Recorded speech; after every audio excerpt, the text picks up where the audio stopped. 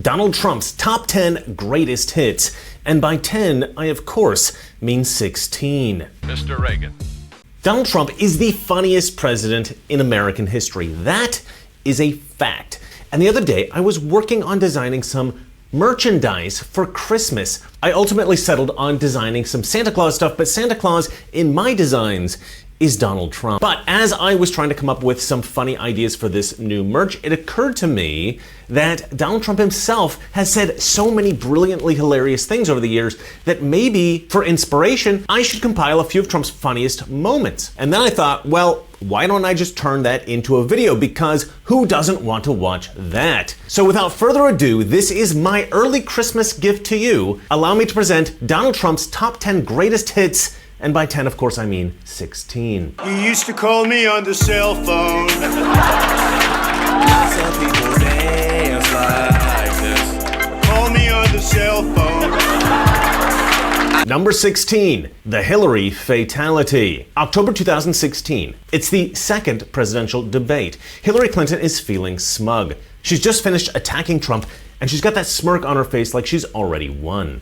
Trump picks up the mic and delivers what might be the greatest debate line in American history. Half the room explodes, the other half, well, they're still in therapy. It's just awfully good that someone with the temperament of Donald Trump is not in charge of the law in our country. Yeah, because you'd be in jail. Secretary Clinton.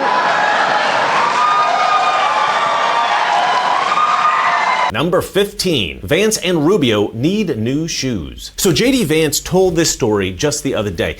And it's moments like this where we all kind of think, man, I wish I was in the room for that. Today, I'm in the Oval Office with the President of the United States and our great Secretary of State, Marco Rubio, and we're talking about something really, really important. And the President kind of holds up his hand and says, no, hold on a second. There's something much more important. And he peers over the Resolute desk and he says, Marco, JD, you guys have shitty shoes. We gotta get you better shoes. And he's actually asking our size in the middle of this conversation. He's asking for our size so that he can make sure that we get the right shoes. And he asked this other politician, he said, I'm gonna get you some shoes too. And so he says, Marco, what's your shoe size? And Marco's apparently an 11.5. He says, JD, what's your shoe size? My shoe size is 13. And he asked this politician, who I won't embarrass, what his shoe size is, and he says 7. President, he kind of leans back in his chair and says, you can tell a lot about a man by his shoe size. Number 14, Trump's brutal honesty. This is from the E. Jean Carroll deposition. Now, most people would try to be nice to a lawyer that might be able to send them to prison for years. Not Trump. Trump just looked at this woman and said exactly what he was thinking.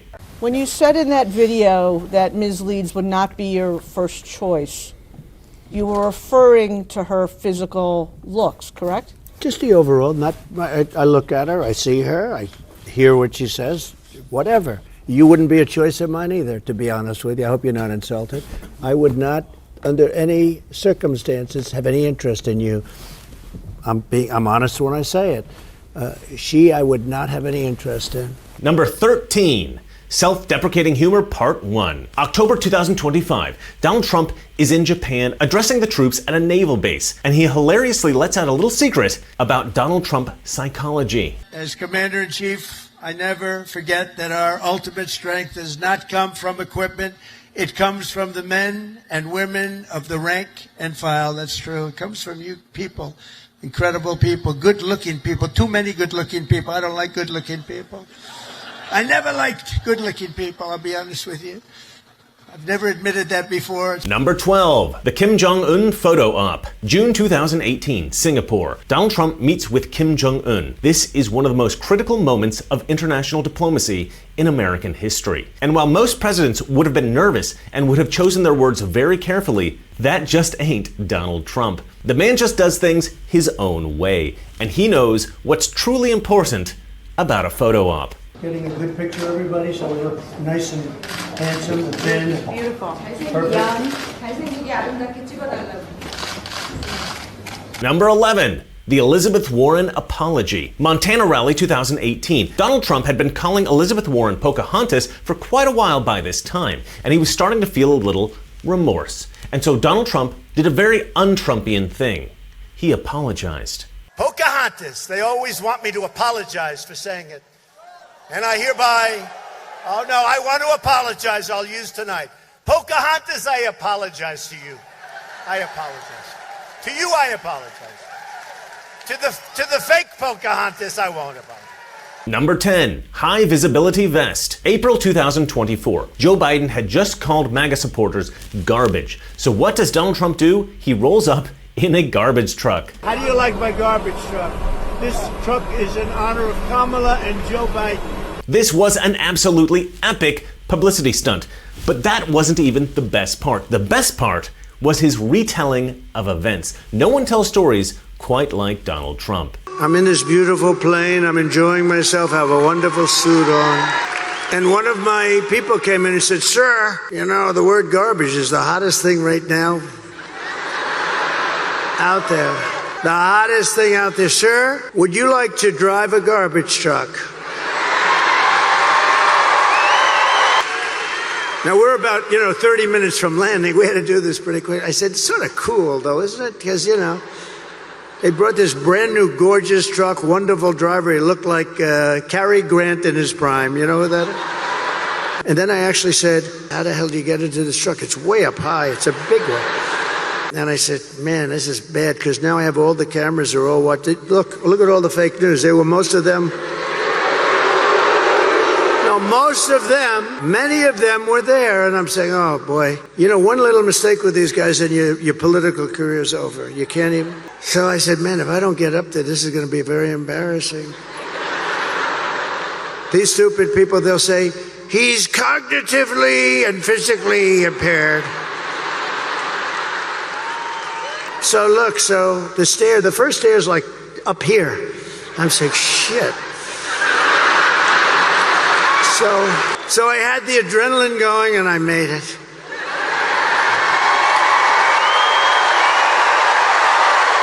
I made it. And then I gave a little news conference from the front of the, they asked their wise guy questions and everything. And then we drove about 2 feet. I got out, got into the plane. And I come into the arena, and I say, where's my jacket? I want to get out of this thing. And they said, it would be unbelievable if you could wear it on stage. I said,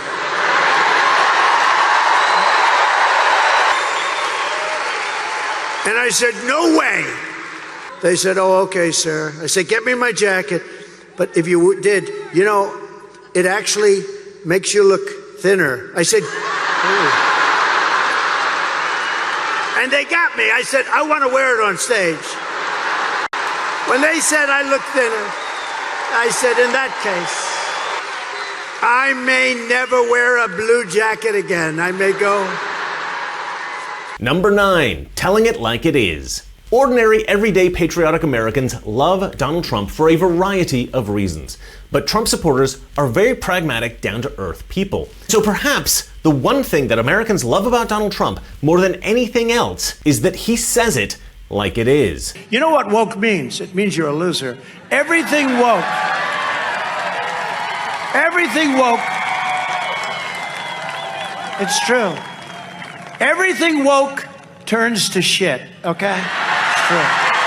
It's true. Look at what's happening. Number 8, Tim Waltz. Back in 2024, Trump was campaigning against Kamala Harris and Tim Waltz.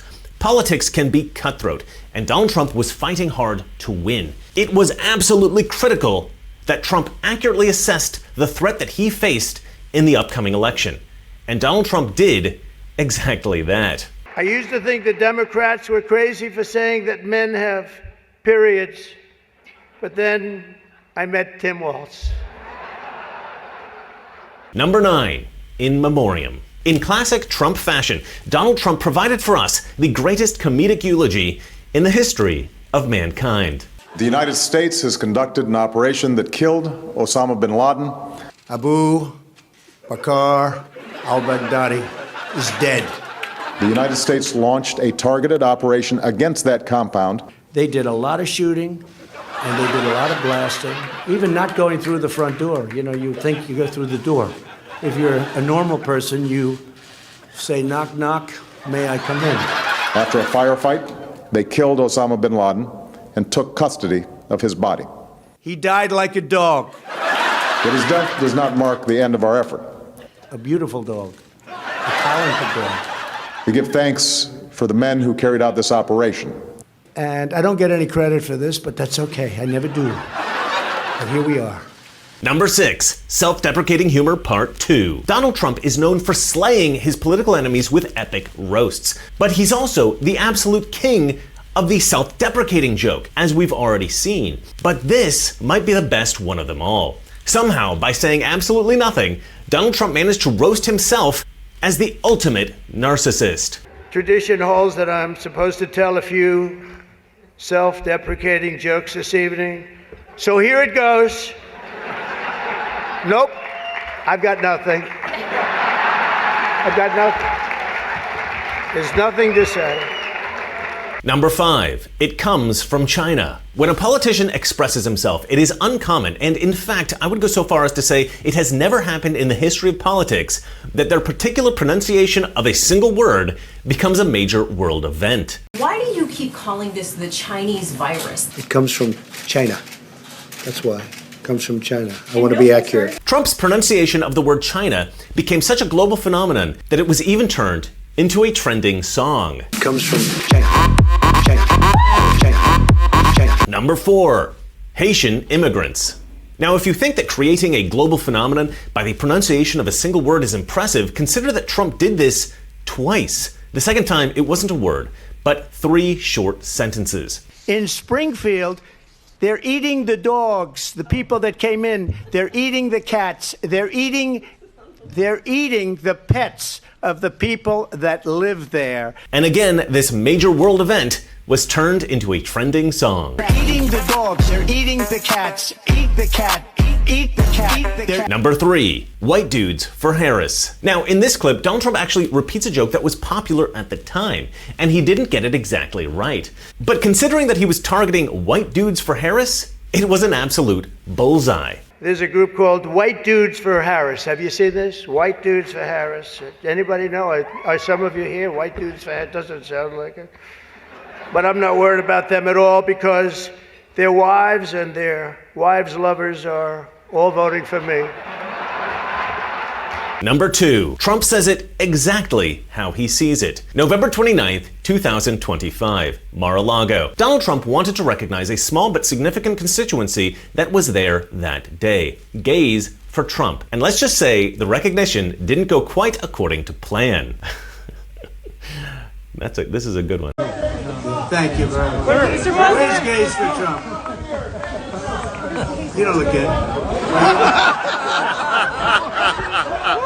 He said you don't look good. Number 1, the moment Donald Trump became president. October 2015, the very first Republican debate. Megyn Kelly is hitting Trump hard. How does Trump respond? He responds with the single most legendary line ever uttered in a presidential debate. It was the line that won Donald Trump the presidency. It was all over after this. You've called women you don't like fat pigs, dogs, slobs, and disgusting animals. Your Twitter account... Only Rosie O'Donnell. No, it wasn't. All right, I hope you guys liked these gems. If I missed a good one, feel free to drop it in the comment section below. I'll be checking those out as always. That's it for me, and remember, it's not that our liberal friends are ignorant. It's just they know so much that is not so. Good night. We're at war with the most dangerous enemy that has ever faced mankind in his long climb from the swamp to the stars. And it's been said if we lose that war, and in so doing lose this way of freedom of ours, history will record with the greatest astonishment that those who had the most to lose did the least to prevent its happening. If we lose freedom here, there's no place to escape to. This is the last stand on earth.